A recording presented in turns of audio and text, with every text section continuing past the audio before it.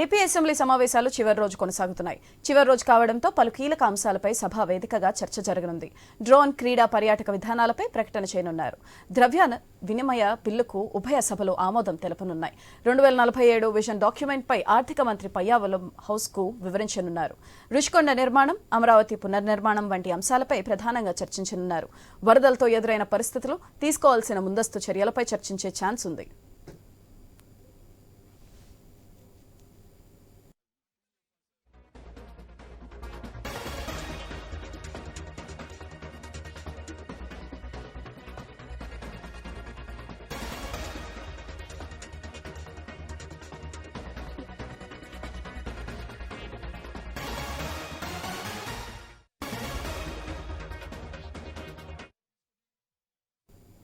AP assembly సమావేశాలు చివరి రోజు కొనసాగుతున్నాయి. అయితే చివరి రోజు కావడంతో పలు కీలక అంశాలపై సభా వేదిక చర్చ జరగనుంది.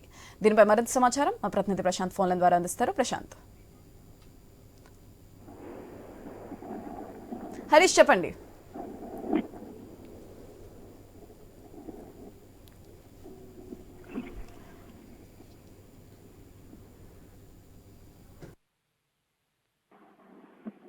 రాత్రి ఈ రోజు అసెంబ్లీ సమావేశాలు చివరి రోజు ముగియబోతున్నాయి. ఇందుకు సంబంధించినటువంటి కీలక బిల్లులు కూడా అసెంబ్లీ ముందుకు రాబోతున్నాయి. ద్రవ్య నియమ బిల్లు వంటి కీలకమైనటువంటి బిల్స్ అసెంబ్లీ ముందుకు రాబోతున్నాయి.